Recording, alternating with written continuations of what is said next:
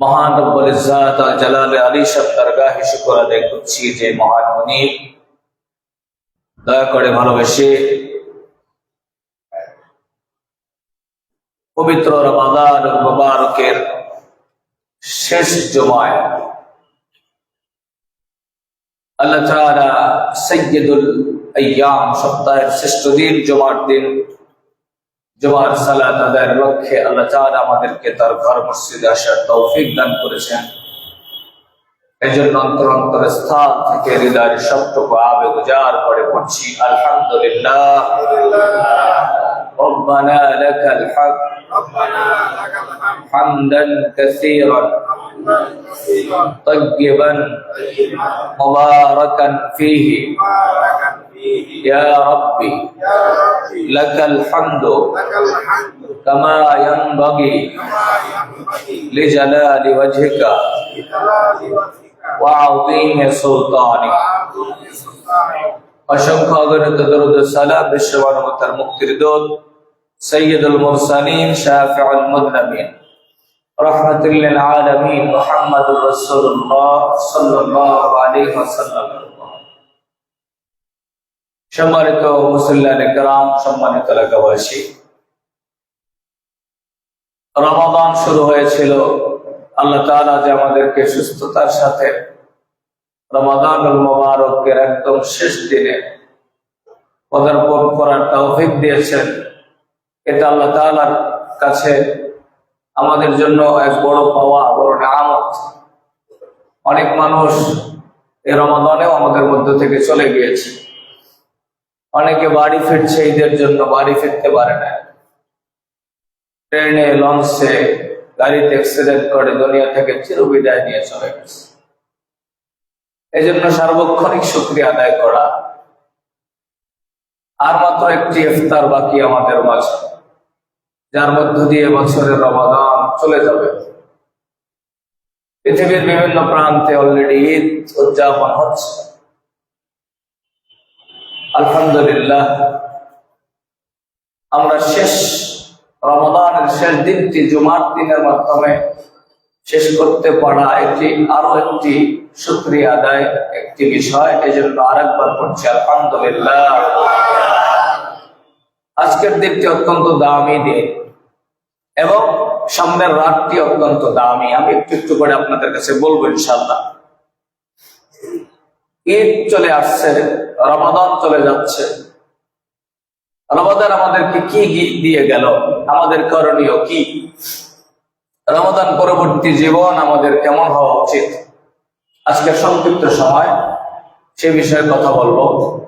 আমাদের এখানে দূর দূরান্ত এবং অন্যান্য এলাকার অনেক মুসল্লি যারা অলরেডি বাড়িতে চলে গেছে, আলহামদুলিল্লাহ, তাদের জন্য আমরা দোয়া করি যেন ভালোভাবে সবাই ঈদ উদযাপন করে আবার চলে আসতে পারে।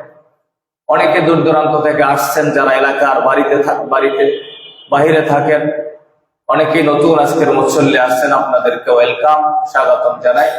আল্লাহ আমাদের সবাইকে কবুল করুক করে আমিন। সম্মানিত হাজিরিন, রমাদানুল মুবারক রোজা এসেছিল আমাদেরকে তাকওয়া অর্জনের জন্য, মুত্তাকি বানানোর জন্য। আমরা আসলে কতটুকু মুত্তাকি হতে পারলাম, অন্তরে আল্লাহর ভয় কতটুকু আছে? রোজা যদি কবুল হয় তাহলে আমাদের অন্তরে আল্লাহর ভয়, ভীতি কাজ করবে। কিন্তু স্বাভাবিকভাবে দেখা যায় রমাদান শেষ হওয়ার সাথে সাথেই এই ইফতারি মোটামুটি মাগরিব পার হইলেই এরপরে ইসলাম বিদ্বেষী কার্যকলাপ, অন্যায়, গান বাজনা, এরপরে বিভিন্ন ধরনের আওয়াজ, আতশবাজি, বোমা, এগুলো দিয়ে মুসলমানরা বিভিন্ন রকমের উৎসব করে। মুসলমানদের উৎসব, সাজসজ্জা, এটি মুসলমানরা করবে অবশ্যই ইসলামের শরীয়তের গণ্ডির মধ্যে থেকে। বাদ্যযন্ত্র হারাম, স্পষ্টই হারাম। গান, অশ্লীল ভাষা এবং বাদ্যযন্ত্র স্পষ্টই হারাম। এটিকে হালাল করার কোনো সুযোগ নাই। কোন মুসলমান যুবক যুবতী বাদ্যযন্ত্র আয়োজন করা, সমর্থন করা, এখানে আর্থিক সহযোগিতা করা, এটা চূড়ান্ত ভাবে হারামের কোনো সুযোগ নাই। সারা বছর সারা মাসটা কষ্ট করে একটি রাত্রে যেন আমরা আমাদের আমলগুলোকে বরবাদ করে না দেই। সম্মানিত হাজিরিন, আল্লাহ চাচ্ছে আমাদেরকে জান্নাত দিতে। জান্নাত কাদেরকে দিবেন? মুত্তাকিদের জন্য। আল্লাহ বলছেন ওয়াসারিউ ইলা মাগফিরাতিন মির রাব্বিকুম ওয়া জান্নাতিন আরদুহাস সামাওয়াতু ওয়াল আরদু উইদ্দাত লিল মুত্তাকিন। তোমরা জান্নাতের দিকে দৌড়াও, রবের ক্ষমার দিকে দৌড়াও, মাগফিরাতের দিকে দৌড়াও। তোমাদের রব মুত্তাকিদের জন্য জান্নাত তৈরি করে রেখেছে। তাদের জন্য জান্নাত? মুত্তাকিদের জন্য। ওয়াতিলকাল জান্নাতুল্লাতী নুরিসু মিন ইবাদিনা মান কানা তাকিয়া। যারা মুত্তাকি তাদের জন্য জান্নাতের ওয়ারিস বানাই দেবেন। আল্লাহ বলছেন ইন্না লিল মুত্তাকিনা মাফাজান হাদাইক ওয়া আনাবা ওয়া কাওয়াইবা আতরাবা ওয়া কাসান দিহাকা। নিশ্চয়ই যারা মুত্তাকি, মুত্তাকিদের জন্য রয়েছে মহা সাফল্য, মহা সফলতা। আমরা সফলতা খুঁজি, ঠিক কিনা? আমরা যাই করি সফল হতে চাই। তো সফলতার মানদণ্ড কি? আল্লাহ বলছে যারা মুত্তাকি তারা সফল, মহা সাফল্য। শুধু সফল নয়, মাফাজান শব্দের অর্থ মহা সাফল্য। হাদায়াকা ওয়া আনাবা, তাদের জন্য থাকবে হাদিকা, বাগান, উদ্যান। এর বহু বছর হাদায়েক, অনেক বিভিন্ন রকমের উদ্যান সমূহ, অসাধারণ, যা মানুষ কল্পনাও করতে পারে না। এবং থাকবে আঙ্গুরের বাগান। সুবহানাল্লাহ বলে। কিসের বাগান? আঙ্গুরের বাগান। আঙ্গুর ফল ঝুলতে থাকবে বাগানের মধ্যে। মজা লাগে না দেখতে? দুনিয়ার আঙ্গুরের বাগান কত মজা লাগে। জান্নাতেরটা কেমন হবে? মালা আইনুন রাআত ওয়ালা উযুনুন সামিআত ওয়ালা খাতারা আলা কলবি বাশার। যা কোনো চোখ দেখে না, যা কোনো কান শোনে না, কোনো অন্তর কখনো কল্পনা করতে পারে না। সুবহানাল্লাহ বলে। আল্লাহ বলছে শুধু তাই নয়, ওয়া কাওয়াইবা আতরাবা, সমবয়সী সঙ্গিনী থাকবে, অনতা নয়না, সুন্দর সুশ্রী এমন সঙ্গিনী থাকবে। আল্লাহ বলছেন লাম ইয়াতমিসুন্না ইনসুন ক্বাবলাহুম ওয়ালা জান, যা এর পূর্বে কোনো জিন অথবা কোনো ইনসান কোনোদিন স্পর্শ করে নাই। সুবহানাল্লাহ বলে। এমন আল্লাহ সঙ্গিনী দিবেন। আল্লাহ বলছেন লাম ইয়াতমিসুন্না ইনসুন ক্বাবলাহুম ওয়ালা জান, কোন জিন ইনসান কখনো একে স্পর্শ করে নাই। এরপরে ওয়াকাসান দিহাকা, আল্লাহ বলছেন পূর্ণ পানপত্র থাকবে। পানপাত্র, স্বর্ণের পাত্র, মণিমুক্তার পাত্র, মানুষ যেটা কল্পনা করতে পারে না। আলিশান আসনে সমাসীন হয়ে মুত্তাকিইনা আলা সুরুরিন মুতাকাবিলিন, এমন চেয়ারে আল্লাহ বসাবে যেই চেয়ার আপনার কল্পনায়ও নাই, পৃথিবীর কেউ আবিষ্কার করতে পারে না। এত আরামদায়ক চেয়ার। সুবহানাল্লাহ বলেন। তাদের জন্য এটা মুত্তাকিদের জন্য। এই মুত্তাকি বানানোর জন্যই রমাদান এসেছিল। এই জান্নাত দেওয়ার জন্যই রমাদান আমাদেরকে আল্লাহ গিফট করেছিল। রমাদান দিয়ে আল্লাহ মানুষকে সফল করতে চায়। এজন্য সফলতার যত মাধ্যম আছে রমাদানের সাথে জড়িত। সফলতা অর্জন করা যায় 4টি মাধ্যমে। তার 1 নাম্বার মাধ্যম আল্লাহ তাআলা সফলতার ক্রাইটেরিয়া উপস্থাপন করেছে কোরআনুল কারীমে সূরা আলা 7 থেকে 10 নম্বর আয়াতে। প্রথমত হলো সফলতা অর্জন করতে হয় গুনাহমুক্ত জীবন গড়ে। কেমন জীবন বলেন? গুনাহমুক্ত। আমরা রমাদানুল মুবারকে সাধ্য অনুযায়ী গুনাহমুক্ত জীবন গড়ার চেষ্টা করেছি কিনা? যারা মোটামুটি রোজা রেখেছে, কিয়ামুল লাইল করেছে, দান সাদাকা করেছে, আল্লাহকে ভয় করে চলেছে, গুনাহমুক্ত জীবন গড়ার চেষ্টা করেছি, এইটাকে কন্টিনিউ করা। আল্লাহ সুবহানাহু ওয়া তাআলা বলছেন, ক্বাদ আফলাহা মান তাযাক্কা, সে ব্যক্তি সফল যে ব্যক্তি তার নিজেকে পরিশুদ্ধ করে ফেলেছে, পরিশুদ্ধ করেছে। পরিশুদ্ধ মানে গুনাহ থেকে বেঁচে থেকেছে, অন্তরকে সমস্ত নোংরা আচরণ, নোংরা চিন্তা মানসিকতা, শিরক এবং পাপ পাপ পাপ পঙ্কিলতা এবং হিংসা থেকে অন্তরকে পবিত্র যে করে ফেলেছে, সে সফল হয়েছে। সুবহানাল্লাহ বলেন। তাহলে কি? অন্তরকে সমস্ত নোংরামি থেকে, নোংরা চিন্তা, নোংরা আচরণ, নোংরা মানসিকতা, শিরক, বিদআত, পাপ পঙ্কিলতা এবং আপনার হিংসা বিদ্বেষ থেকে যার অন্তরকে পবিত্র করতে পেরেছে, আল্লাহ বলছে সে সফল হয়ে গেছে। সফলতার অর্জনের 2 নম্বর পদ্ধতি, ওয়াযাকারা ইসমা রাব্বিহি ফাসাল্লা। আর যে ব্যক্তি কন্টিনিউ আল্লাহ হুকুম 5 ওয়াক্ত সালাতকে আঁকড়ে ধরেছে, সে সফল। সুবহানাল্লাহ বলেন। যে নিজের রবকে স্মরণ করে এবং সালাত পড়ে, সালাত কায়েম করে, নামাজ আদায় করে, সে ব্যক্তি সফল। 3 নম্বর, আখিরাতকে প্রাধান্য দেওয়া। যে ব্যক্তি আখিরাতকে প্রায়োরিটি দিয়ে জীবন যাপন করে, সে ব্যক্তি সফল। বাল তুসিরুনাল হায়াতাদ দুনিয়া ওয়াল আখিরাতু খায়রু ওয়া আবকা। আল্লাহ বলেন সফল তো সে ব্যক্তি যে আখিরাতকে প্রায়োরিটি দেয়, আর আখিরাতই হলো তোমাদের জন্য উত্তম এবং চিরস্থায়ী। তাহলে প্রথম হলো গুনাহমুক্ত জীবন, অন্তরকে পরিষ্কার করা। 2 নম্বর হলো 5 ওয়াক্ত সালাত আদায় করা। শুধু রমাদানে 5 ওয়াক্ত সালাত নয়। আফসোস আমাদের জন্য এটাই যে রমাদান মাসে আমরা নামাজি হই, রমাদান কোন রকমের পার হয়ে গেলে আর নামাজি থাকি না, মসজিদ গুলো ফাঁকা হয়ে যায়। রমজানে মসজিদ গুলো কি চমৎকার রমরমা একটা পরিবেশ থাকে, আনন্দময় পরিবেশ, এই পরিবেশটা আর থাকে না। অথচ সফলতার 2 নম্বর মাধ্যম আল্লাহ বলেছে 5 ওয়াক্ত সালাত। এটি আপনাকে একদম স্থায়ীভাবে ধরতে হবে, এখান থেকে ফিরে আসার কোন সুযোগ নাই। এটি রমজান এবং রমজানের বাহিরে।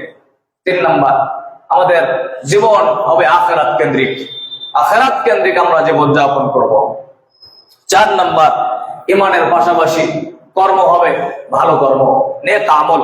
আল্লাহ সুবহানাহু ওয়া তাআলা বলেন, ইন্নাল্লাযীনা আমানু ওয়া আমিলুস সালিহাতি লাহুম জান্নাতুম তাজরি মিন তাহতিহাল আনহার যালিকাল ফাওজুল কাবীর।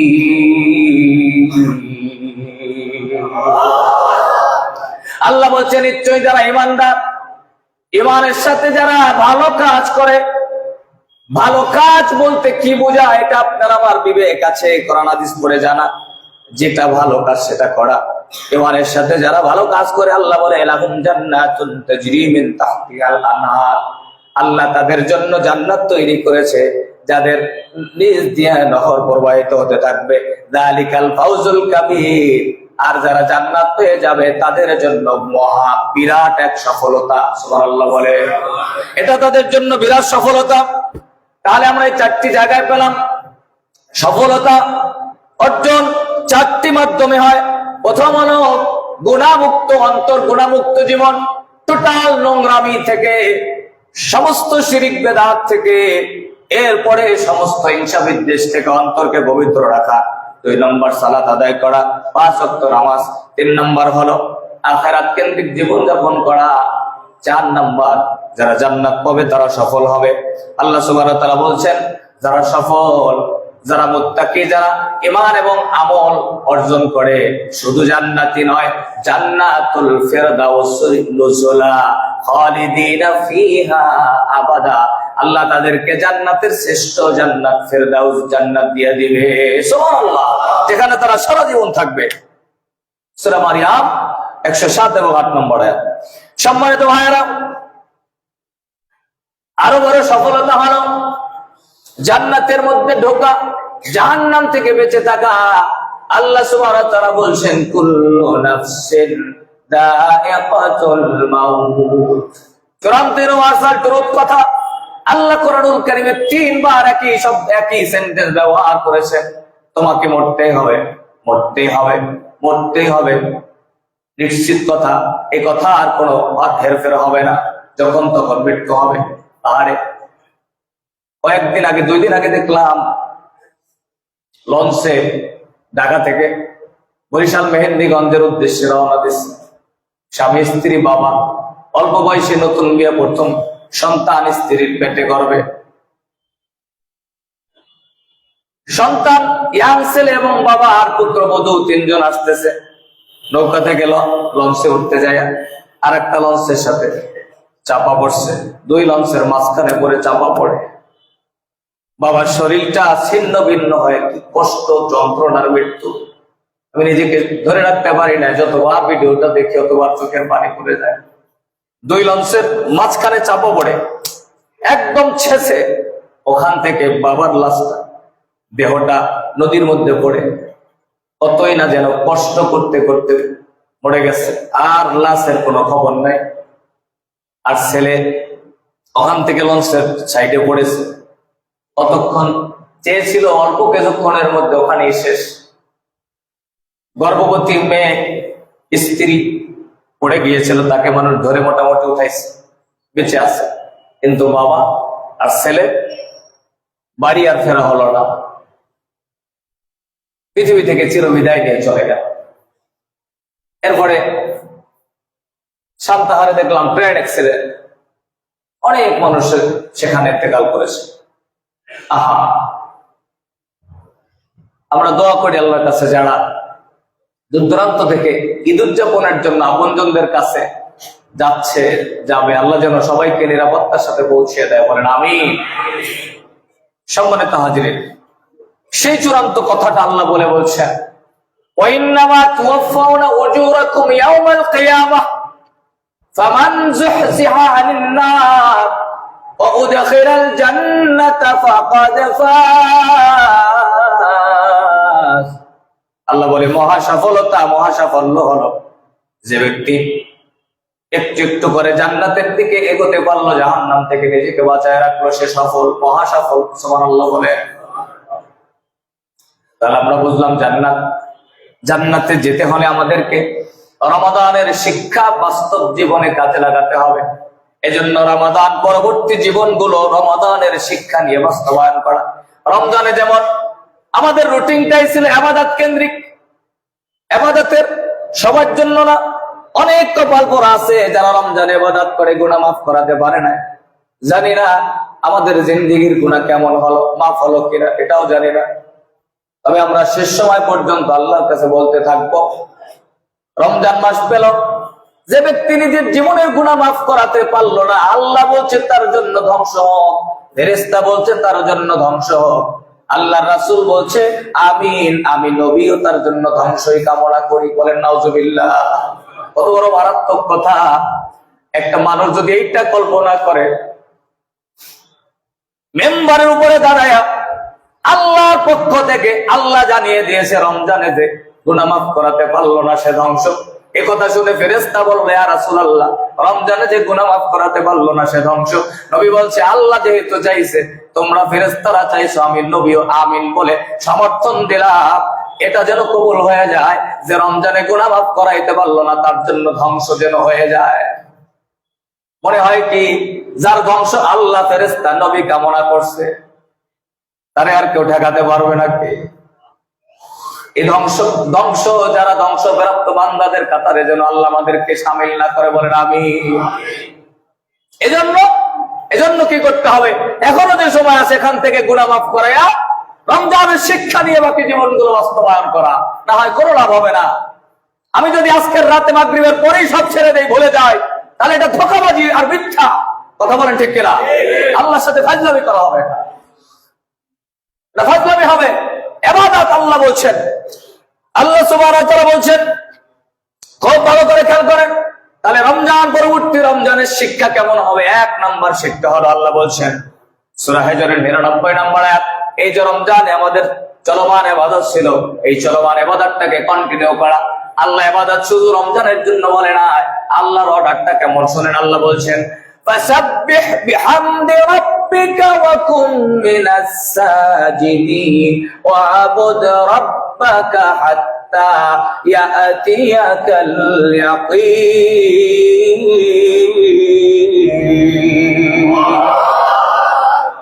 আল্লাহ পাক বলছেন তোমরা তাসবিহ পড়ো, তাহমিদ পড়ো, রবের নামের প্রশংসা করো সার্বক্ষণিক, তোমরা গোলামি করো, ইবাদত করো কার? ওয়াবুদ রব্বাকা, তুমি তোমার রবের ইবাদত করো। কতক্ষণ পর্যন্ত? রমজানের শেষ ইফতারি পর্যন্ত। নাকি কথা বলে না কেন? আল্লাহ এভাবে বলছে তো, ওয়াবুদ রব্বাকা, তুমি তোমার রবের গোলামি করো রমাদানের শেষ দিন ইফতারি পর্যন্ত, চাঁদ রাত পর্যন্ত। চাঁদ রাত আসলেই তুমি শয়তানের বাপ হয়ে যাওয়া। এটা বলছে না কেন? কে যুবকরা? আল্লাহ এটা বলছে নাকি? আল্লাহ বলছে ওয়াবুদ রাব্বাকা হাত্তা ইয়াতিয়াকাল ইয়াকিন, যতক্ষণ না তোমার মৃত্যু আসবে, মৃত্যুর দরজাটা যখন জারি হয়ে যাবে, মালাকুল মাউত তোমার সামনে হাজির হয়ে যাবে, ওই মুহূর্ত পর্যন্ত তুমি তোমার রবের গোলামি করবে। এক মুহূর্ত থেকে রবের গোলামি থেকে পিছপা হওয়া যাবে। তাহলে এই রমজান সফল, এই রমজান আমাকে আপনাকে জান্নাত পর্যন্ত পৌঁছাতে পারবে। জোরে বলো সুবহানাল্লাহ। কথা কি বুঝলেন? তাহলে এক নাম্বার। নাম্বার 2, আল্লাহ তাআলা মুত্তাকি বানানোর জন্য রমাদান দিয়েছিল। এই রমজানে আমরা মুত্তাকি হওয়ার চেষ্টা করেছি, গুনাহমুক্ত জীবন গড়ার চেষ্টা করেছি, আল্লাহকে ভয় করে চলার চেষ্টা করেছি। এই যে আল্লাহকে ভয় করে চলার চেষ্টা করেছি, এইটাকে কন্টিনিউ ধারাবাহিকতা রক্ষার নির্দেশনা আল্লাহ তাআলা দিয়েছেন।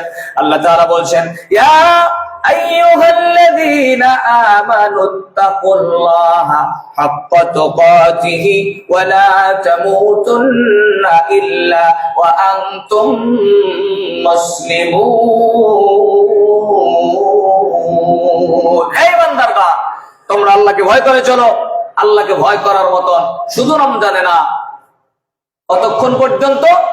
যখন তুমি মৃত্যুবরণ করবে ততক্ষণ পর্যন্ত আল্লাহকে ভয় করে এরপরে মুসলমান হয়ে আমার কাছে আসো।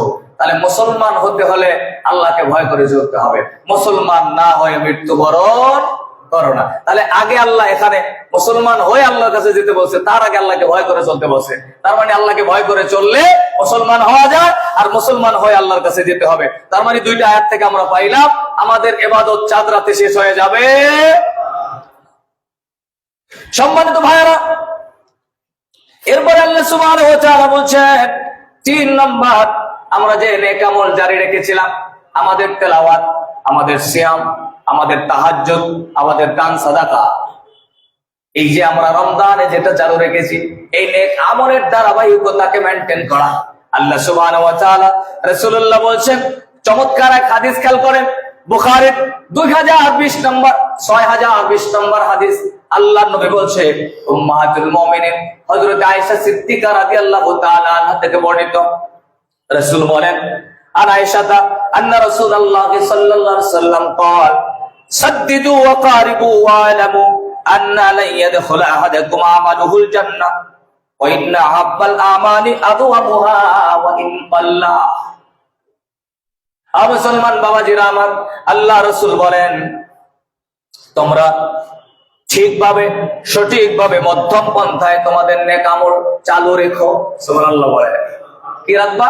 মধ্যম পন্থায় ঠিকভাবে তোমাদের নেক আমল চালু রাখো। জেনে রাখো, তুমি তোমার আমল দিয়ে জান্নাতে যাবা, এটা কিন্তু সঠিক নয়। আমল করতে হবে, কিন্তু আমলের মাধ্যমে জান্নাতে যাওয়া যাবে না। জান্নাত হবে রবের রহমত আর দয়া দিয়ে। সুবহানাল্লাহ বলে, জান্নাত হবে কি মাধ্যমে? রবের দয়া। এখন আপনি রবের নাফরমানি করে দয়া আশা করা যায় নাকি? কথা বলে না কেন? রব দয়া করলে জান্নাতে যাওয়া যাবে। আপনি যদি মনে করেন তাহলে আর আমল করে লাভ কি? আপনি রবের নাফরমানি করে রব কি দয়া করবে? আপনার কাছে কি মনে হয় যে আপনারে গালি দেয় পিছনে পিছনে, আপনার বিরোধিতা করে, আপনি তারে কোন সুযোগ আসলে তারে সহযোগিতা করবেন নাকি? কথা বলে না কেন? রব এত ঠেকছে কেন? রব তো তাকেই দয়া করবে যিনি রবকে ভয় করে, যিনি রবের গোলামি করে। কথা বলেন ঠিক কিনা? রবের গোলামি করে আমরা রবের দয়ায় জান্নাতে যেতে চাই। কথা ঠিক আছে কিনা ভাই? এবার রাসূল বলেন, এই চমৎকার হাদিসের মূল অংশটা এখানে খুব ভালো করে খেয়াল করেন। আল্লাহ নবী বলছেন, ওয়া আন্না আহাব্বাল আমালি আদওয়ামুহা ওয়া ইন কাল্লা। আল্লাহ রাসূল বলেন, ও আয়েশা, দুনিয়ার মানুষকে জানায় দিও যে তোমাদের মধ্যে সবচেয়ে আল্লাহর কাছে প্রিয় আমল সেই আমল যে আমলটা বান্দা কন্টিনিউ করে, সেটা যদি অনেক ছোট হয়। সুবহানাল্লাহ বলে। খুব ছোট একটা আমল কিন্তু কন্টিনিউ করে, কোনদিন ছেড়ে দেয় না, আল্লাহর কাছে বান্দার এই আমলটা সবচাইতে প্রিয় হয়ে যায়। এজন্য আমার আপনার জীবনের কিছু কিছু আমল রমজানে অভ্যাস হয়ে গেছে, এই আমলটাকে শর্ট করে হলেও কন্টিনিউ করা। কথা কি বুঝছেন? ফজরের নামাজ জামাতে পড়ার অভ্যাস হয়েছিল না? কথা বলেন না কেন? আপনার না হয় রমজানে আপনি যত আগে ওঠা লাগছে, অন্যদিন কি ফজরে এত আগে ওঠা লাগবে জামাত ধরতে? এখন আমরা ফজর করছি 5টা 8-এ, আর আজকের আগামী দিন থেকে ফজর হবে 5টা 40-এ। বলেন নামাজ আগে হইলো না পরে হইলো? কথা বলেন না কেন? তাহলে আপনি একটু ঘুমাইতে বেশি পারবেন কিনা? কথা বলেন না কেন? আরো পরে উঠলে হচ্ছে কিনা? তাহলে আপনি রমজান মাসে এত আগে উঠে সাহারি খেতে পারছেন, তাহাজ্জুদ করতে পারছেন, আপনি ফজরের নামাজটা জামাতে করতে পারছেন। আপনি সব বাদ দেন, অন্তত ফজরের নামাজ জামাতে ধরার আগে 15 মিনিট 10-15 মিনিট আগে উঠলেই তো হয়ে যায়। কথা বলেন ঠিক কিনা? আপনি অ্যালার্ম দিয়া আপনি যেখানে 4টায় 3টায় উঠতে পারছেন এতদিন, সেখানে আপনি 5:15টায় উঠতে পারবেন না? এটা কি হয় নাকি? এটা কি কোনো কথা হলো? আর এই আগামী দিন ঈদের নামাজের দিনে আপনি দৌড়াইতে দৌড়াইতে ঈদগাহে যাবেন, বিশাল এক মুসল্লি, ফজরও আপনার নাই। আপনি পাক্কা মুসল্লি ছিলেন, এতদিন ফজরের নামাজ পড়ছেন জামাতে। আপনার মনে হয় কি এটা দিয়ে আপনি জান্নাতে যাবেন? কথা বলেন না। না, এটা ভাই এগুলো ফাজলামি। এগুলো কি ফাজলামি? এটা হয় না। বরং আপনার কাছে আজকের ফজর যেমন ছিল, গতকালকের ফজর যেমন, আগামীকালকের ফজরের বিধান এক, পরশু দিনের ফজরও ঠিক একই বিধান। কথা বলেন ঠিক কিনা? এর মধ্যে কোনো পার্থক্য নেই।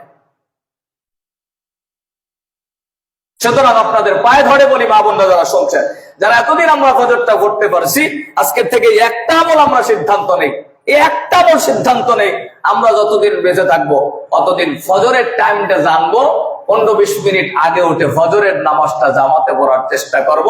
এই একটা আমল ধরেন, এই আমলটাই আল্লাহর কাছে এত প্রিয় হয়ে যাবে, এটার কারণে আল্লাহ আপনাকে জান্নাতে নিয়ে নেবে। আল্লাহ আমাদেরকে তৌফিক দিক বলেন, আমিন। প্রিয় ভাইরা, যাদের তেলাওয়াত ছিল প্রতিদিন অন্তত 1-2টা আয়াত তেলাওয়াত করবেন। এতদিন তেলাওয়াত ছিল, আপনি কোরআন ধরতে পারেন না, সূরা ফাতিহা তো কোরআন, কে কথা বলেন না কেন? আপনি স্মরণ করে তেলাওয়াত করছেন কিনা? ওয়াইন কাল্লা আদওয়ামুহা, যে আমলটা কন্টিনিউ হয়, ছোট হোক। আপনার সূরা ইখলাস মুখস্থ আছে, ওটাও তো কোরআন, আপনি কোরআন ধরার টাইম পান না। কিন্তু আপনি দিনে রাতে ঘুমানোর আগে হিসাব করবেন, আজকের দিনে আমি স্পেশালি কোরআনের কিছু অংশ পড়েছি কিনা। যদি না হয় ঘুমানোর সময় অন্তত সূরা ফাতিহাটা পড়ে ঘুমান। এটাকেই বলা হয় আদওয়ামুহা ওয়াইন কাল্লা। আল্লাহকে এটা দেখান যে আল্লাহ, আমি আমলকে, ছোট আমলকে কন্টিনিউ করার জন্য আজকের দিনেও যেন কোরআন তেলাওয়াত থেকে বিরত না থাকে, এজন্য আমি সূরা ফাতিহা পড়ে আমি আদায় করে নিলাম, তুমি কবুল করো, বলেন আমিন। এর মানে হলো আপনি আল্লাহকে স্মরণে রাখলেন, এটা দিয়ে জান্নাত পর্যন্ত পৌঁছে যাবে। এই ছোট কথাগুলো মনে রাখবেন প্রিয় ভাইরা। কি বেশি কঠিন নাকি ভাই? খালি মানসিকতার ব্যাপার, খালি একটু চিন্তার ব্যাপার। কি কথা বলেন ঠিক কিনা? এই যে রমজানে হাত খুলে দান করেছেন, এভাবে দানটা কখনো ফিরাই দিবেন না। 2-5 টাকা দান করা সবসময় এটা কোনো বিষয় না। আপনার কাছে যেই হাত পাবে আপনি তাকে দিয়ে দিবেন। রমজান গেলে ভালো কাজে দান করার চেষ্টা করবেন, এটা জারি রাখবেন। আর এই যে তাহাজ্জুদ যেটা হয়েছে, আমরা এতদিন যারা তাহাজ্জুদ আদায় করেছি, এটাকে একদম ছেড়ে দেয়া না, কন্টিনিউ না হোক, অন্তত মিনিমাম সপ্তাহে 2-1 দিন, অন্তত একদিন। এই যে রমাদানের যে রোজাটা রেখেছি, এটা মাঝে মাঝে কিছুদিন, সামনে আসছে, আমি সেটা আগামী জুমায় বলবো। শাওয়ালের রোজা আছে, এরপরে মাসিক, প্রত্যেক মাসে 3 দিনের রোজা আছে, সোমবার বৃহস্পতিবারের কিছু রোজা আছে, মাঝে মাঝে কিছু নফল রোজা, এবং ওই রোজার দিনই ওঠার কারণে তাহাজ্জুদ হয়ে গেল। এভাবে আমলগুলোকে একটু চালু রাখার চেষ্টা করা। আল্লাহ সুবহানাহু ওয়া তাআলা আমাদেরকে তৌফিক দান করুন, বলে আমিন। 4 নম্বর, নেক কাজের প্রতিযোগিতা করা। রমজানের পরেও আমরা রমজানে যেমন নেক কাজের প্রতিযোগিতা করেছি, এটাকে ধরে রাখা। আল্লাহ সূরা বাকারা 148 নম্বর আয়াতে বলছে, ফাস্তাবিকুল খায়রাত, তোমরা নেক কাজের প্রতিযোগিতা করো। 6 নম্বর, সৎসঙ্গ অর্জন, অসৎসঙ্গ পরিত্যাগ করা। এটা একটা রমজানের শিক্ষা। রমজানে যেমন আপনি সততার সাথে সঙ্গীটাকে সততার সাথে সবাই মিলে মসজিদে আসতেন, সবাই মিলে ইবাদত করতেন, সবাই মিলে একসাথে ইফতার করতেন। এ কথা বলেন ঠিক কিনা? এই যে ইফতার পার্টি, এটা কোনো আনন্দ, এটা একটা ইবাদত। কথা বলেন ঠিক কিনা? আপনারা ইফতার পার্টি করতেন, কিন্তু এটা একটা ইবাদত। এটা একটা ইবাদত। ইফতার একসাথে খাওয়া, একজন আরেকজনকে খাওয়ানো, এটা একটা ইবাদত। কয়জনের মনের মধ্যে এটা ইবাদত হিসাবে মনে হয়েছে? ঠিক এভাবে এই যে আমরা একসাথে বসে আনন্দ করে একজন আরেকজনকে খাওয়ানো, একসাথে ইবাদত করা, একসাথে মসজিদে ঢোকা, এভাবে ভালো বন্ধুত্ব, ভালো সম্পর্ক, সঙ্গবদ্ধ জীবনটাকে সুন্দর করে তোলা। এরপরে 6 নম্বর, দোয়াকে চালু রাখা, কন্টিনিউ। আমরা যেভাবে রমজানে খুব বেশি পরিমাণ দোয়া করেছি আল্লাহর কাছে, এই দোয়াকে চালু রাখা। আল্লাহ বলছে, ওয়াইদা সাআলাকা ইবাদি আন্নী ফাইন্নী করিব, বান্দা যখনই আমার কাছে চাবে তখনই বান্দা দেখবে আমি তার কাছে আছি। সুবহানাল্লাহ বলে। উজিবু দাওয়াতাদ দাঈ ইযা দাআন, বান্দা চাইতে দেরি, আল্লাহ ডাকে সাড়া দিতে দেরি করে না। আল্লাহু আকবার বলে। কি রব, কি রব! আপনি অবাক হয়ে যাবেন। ঈদ করতে যাবেন, কালকের আনন্দ করবেন, আজ রাত থেকেই আকাম কুকাম শুরু করে দিবে অনেকে। ঈদের নামাজ পড়তে যাবেন সুন্দর পোশাক পরে, শোনেন, ঈদ তো সবার জন্য না রে ভাই। আপনার আমার ঈদ কেমন, আর সাহাবীদের ঈদের আমল কেমন? ঈদ উল ফিতরের দিন জালিলুল কদর সাহাবী, রাসূলুল্লাহর চতুর্থ জামাতা ফাতেমার স্বামী, চতুর্থ খলিফা, খলিফাতুল মুসলিমিন আলী কাররামাল্লাহু ওয়াজহা, রাসূলুল্লাহ যার ব্যাপারে বলেছে, আনা মাদিনাতুল ইলমি ওয়া আলিয়ুন বাবুহা, গোটা ইলমের শহর মাদিনাতুল ইলম আমি, আর এই ইলমের শহরে ঢোকার দরজা হলো আমার আলী। আলীকে ছাড়া জ্ঞান হয় না। সুবহানাল্লাহ বলেন। এই আলী রাদিয়াল্লাহু তাআলা ঈদের দিন একদম স্বাভাবিক কিছু খাবার খাচ্ছে, প্রতিদিনের মতন সাধারণ খাবার। কিছু মানুষ দেখলো, দেখে বলছে, হযরত আপনি আজকের ঈদের দিনে ওই রকমের স্বাভাবিক খাবার খাচ্ছেন, আজকের দিনে একটু ভালো খাবার তো খেতে পারেন। আলী রাদিয়াল্লাহু তাআলা এর কথাগুলো আমাকে বড় ভাবালো। মিশকাত শরীফ হাদিসের বিখ্যাত কিতাব মিশকাতের সারা ব্যাখ্যা গ্রন্থ একটি কিতাব আছে, মাজহারে হক। এই কিতাবের অন্যতম এক উল্লেখ করেছে আলী রাদিয়াল্লাহু তাআলার একটি পরিভাষা। তিনি বলেছেন, লাইসাল ঈদ লিমান লাবিসাল জাদিদ ওয়া আকালাশ শারিদ। আহা, লাইসাল ঈদ লিমান লাবিসাল জাদিদ ওয়া আকালাশ শারিদ। ওই সময় তিনি সাহাবীদের অন্যান্য ভাইদেরকে ডেকে বলেন, ও আমার ভাইরা শোনো, নতুন পোশাক আর ভালো খাবারের নাম আমার কাছে ঈদ না, এটা আমার কাছে ঈদ না, বরং ওয়ালাকিন্নাল ঈদ লিমান কুব্বিলা মিনহু সিয়ামুহু ওয়া কুব্বিলা মিনহু কিয়ামুহু ওয়া গফিরা লাহু যামবুহু। আমার কাছে ঈদ হলো, আমার কাছে ঈদ হলো আমার আল্লাহ যদি যার রোজা, সিয়াম, যার তেলাওয়াত, যার তারাবি, যার কিয়াম এবং যার জীবনের গুনাহ আল্লাহ মাফ করেছে, তার জন্যই হলো ঈদ। জোরে কোন সুবহানাল্লাহ। আমার কাছে মনে হয় যার সিয়াম কবুল হয়েছে, যার কিয়াম কবুল হয়েছে, যার ইবাদত গুলো কবুল হয়েছে, যার জীবনের গুনাহ মাফ হয়েছে, তার জন্যই হলো ঈদ। ঈদের মূলত অনুভূতি, ঈদের ফিলিংস এটাই, এবং ঈদের তাৎপর্য, ঈদের বাস্তবতা এটাই, কিন্তু আমাদের কাছে ভিন্ন। আলী রাদিয়াল্লাহু তাআলা বলছে, ওয়াকুল্লু ইয়াউমিন লা নাসিল্লাহ ফীহি ফাহুয়া লানা ঈদুন। এবার আলী রাদিয়াল্লাহু তাআলা বলছেন, আর যেদিনটি, শুনেন শেষ কথাটা খুব ভালো করে খেয়াল করেন মুসলমান। আলী রাদিয়াল্লাহু তাআলা বলছেন, ওয়াকুল্লু ইয়াউমিন লা নাসিল্লাহ ফীহি ফাহুয়া লানা ঈদুন। আর আমার কাছে যেদিনটি আমরা গুনাহমুক্ত ভাবে কাটাতে পারি, লা নাসিল্লাহ, যে দিনটি আমি আল্লাহর ইবাদতে কাটাতে পারি, আল্লাহর নাফরমানি মুক্ত ভাবে কাটাতে পারি, আমার কাছে ওই দিনটি আমার জন্য ঈদ। জোরে বলো আল্লাহু আকবার। আমার জন্য প্রত্যেক দিনই সেই দিনটাও ঈদ হবে, যেই দিনে আমি আল্লাহর গোলামি করতে পেরেছি, যেই দিনে আমি গুনাহ থেকে বেঁচে আমি দিনটা পার করতে পেরেছি, ওটাই আমি আলীর কাছে ঈদ। কত বড় কথা প্রিয় ভাইরা। অনেক হাজার হাজার ওয়াজ লাগে না ভাই, জীবনে পরিবর্তন আর বোঝার জন্য একটা দুইটা কথাই আমাদের জন্য যথেষ্ট হওয়া দরকার। কথা বলেন ঠিক কিনা? সম্মানিত ভাইরা, আল্লাহ তাআলা তো ঈদের দিনও আপনাকে গুনাহ মাফ করাতে চান। আপনি অবাক হয়ে যাবেন, রমাদান দিল, রোজা দিয়ে বললো যে রোজা রাখবে, তার জীবনের গুনাহ মাফ। এরপরে বললো রাতের বেলা যে তারাবি পড়বে, কিয়ামুল লাইল করবে, তার গুনাহ মাফ। এর আগে 15 দিন আগে যে লাইলাতুন নিসফি মিন শাবান, শাবানের রজনীতে 2টা দোষ মুক্ত ভাবে ইবাদত করবে, তার গুনাহ মাফ। এরপরে বললো শেষ দশকে যে ইতিকাফ করবে, তার গুনাহ মাফ। এরপরে বলতেছে শেষ দশকে যে লাইলাতুল কদর তালাশ করে পারবে, তার জীবনের সব গুনাহ মাফ। এত কিছু বলতেছে আল্লাহ, খালি মাফের কথা বলে বলে খালি শেষ করছে নাকি? আপনি কি মনে করেন আপনি যেই রাতে আতশবাজি ফুটাবেন ওই রাতের কথা আপনি জানেন? যেই রাতে আপনি ঢোল তাবলা আর গান আর বাদ্য বাজাবেন ওই রাতের কথা আপনার জানা আছে? আপনি অবাক হয়ে যাবেন। এই যে এই সামনের রাতটা, এই সন্ধ্যা হলে যে রাতটা হবে ঈদের রাত, যেটা আপনি এটার কথা শুনলে অবাক হয়ে যাবেন। ঈদের রাত এমন একটা রাত, রাসূলুল্লাহ বলছেন যেই রাতে আল্লাহ সুবহানাহু ওয়া তাআলা, ইবনে মাজাহ 1782 নম্বর হাদিস, আন আবি উমামা রাদিয়াল্লাহু তাআলা আনহু, জলিলুল কদর একজন সাহাবী থেকে বর্ণিত। আবি উমামা আল বাহিলি, একটা রাস্তা আছে আমি দেখেছি মদিনার বেলাল মসজিদের পাশ দিয়া, ওনার নামে একটা রাস্তাই করা আছে। এই সাহাবী বর্ণনা করেছেন, ক্বালা মান কামা লাইলাতিল ঈদাইনি মুহতাসিবান লিল্লাহি লাম ইয়ামুত কলবুহু ইয়াওমা ইয়ামুতুল কুলুব। আল্লাহু আকবার।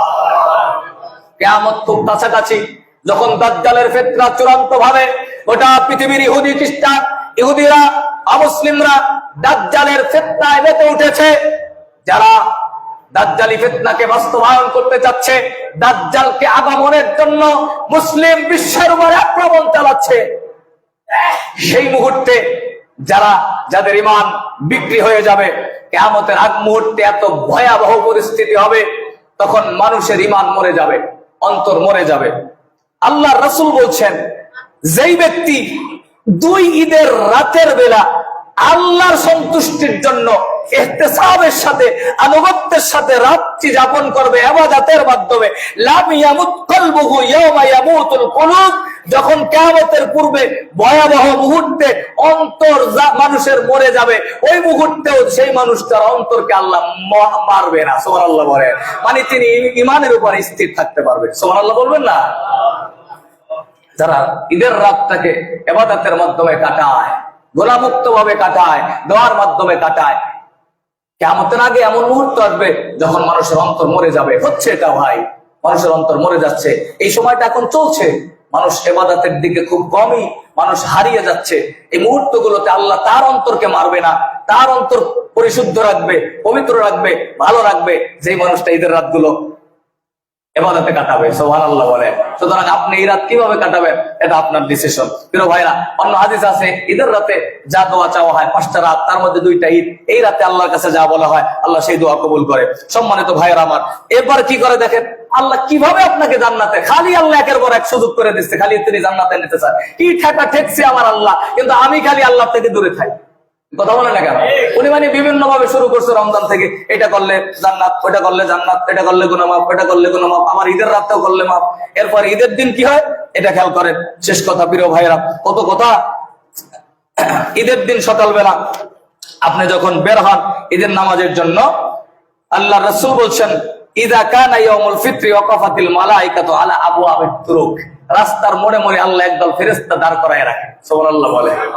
ঈদের দিন সকালবেলা আপনারা যখন ঈদগাহে যাবেন, ঈদের নামাজ পড়ার জন্য যাবেন, তখন একদল ফেরেশতা মোড়ে মোড়ে দাঁড়িয়ে তারা বলে, ইয়া মাশারাল মুসলিমিন উগদু ইলা রাব্বি কারীমিন ইয়ামুন্নু বিল খায়র, আসো আসো এসো, তোমরা তোমাদের দয়াময় রবের দিকে আসো। সুবহানাল্লাহ বলে।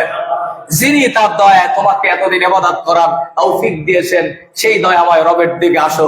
এরপরে যখন আপনারা ঈদের নামাজ পড়ে বাড়ির দিকে ফেরেন, তখন তারা মোড়ে মোড়ে দাঁড়িয়ে বলে, আলা ইন্না রাব্বাকুম কদ গফারা লাকুম, এই বান্দারা শোনো, তোমাদের রব তোমাদেরকে ক্ষমা করে দিয়েছে।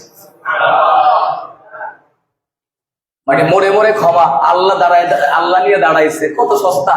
কিন্তু আপনার আমার মতো নাফরমান বদমাশ যারা রব থেকে রবের সাথে গাদ্দারি করে, রমজানের ইফতার শেষ করেই শুরু করবে, এত বড় গাদ্দার আমরা, এত বড় নাফরমান, এত বড় বেঈমান। এজন্যই তো আল্লাহ বলছে, ইন্নাল ইনসানা লিরাব্বিহি লাকানুত, মানুষগুলো সবচাইতে বড় নেও খারাপ। অথচ মানুষকে আল্লাহ সবকিছুর শ্রেষ্ঠ বানিয়েছে। ফেরেশতাদেরকে বানাইছে মরে মরে আপনার জন্য, গুনাহ মাফের জন্য। ফেরেশতা আপনার জন্য আমিন বলে, ফেরেশতা আপনার জন্য দোয়া করে, ফেরেশতা আপনাকে জান্নাতের কথা বলে, ফেরেশতা আপনার খেদমত করে, ফেরেশতা রবের গোলামি করে, বিনিময় কিচ্ছু পাবে না। অন্য কোন প্রাণী কিচ্ছু পাবে না, আপনার গোলামি করে যাবে ফিরি ফিরি। আর আপনি যা করবেন বিনিময়ে আল্লাহ আপনাকে জান্নাত দিবে। সম্মানিত ভাইয়েরা, আল্লাহ মাফ করাতে চান, ইস্তাগফিরু রাব্বাকুম ইন্নাহু কানা গফফারা। তোমরা রবের কাছে ক্ষমা চাও, রব তোমাদেরকে মাফ করবেন, কারণ তিনি হলেন গফফার। সম্মানিত ভাইয়েরা আমার, এজন্য ঈদের দিন মাফ তাদের জন্য যারা রমজান আল্লাহর ইবাদতের মাধ্যমে কাটিয়েছি এবং সিদ্ধান্ত নেব যে আমরা এভাবেই ইবাদতের ধারাবাহিকতা মেনটেন করব। তাদের জন্য মূলত ঈদের নামাজে যাওয়ার সময় ফেরেশতাদের পক্ষ থেকে আপনারা এভাবে রবের ক্ষমা, রবের ঘোষণা, ক্ষমার ঘোষণা পাবেন। আল্লাহ আমাদেরকে কবুল করুক বলি আমিন।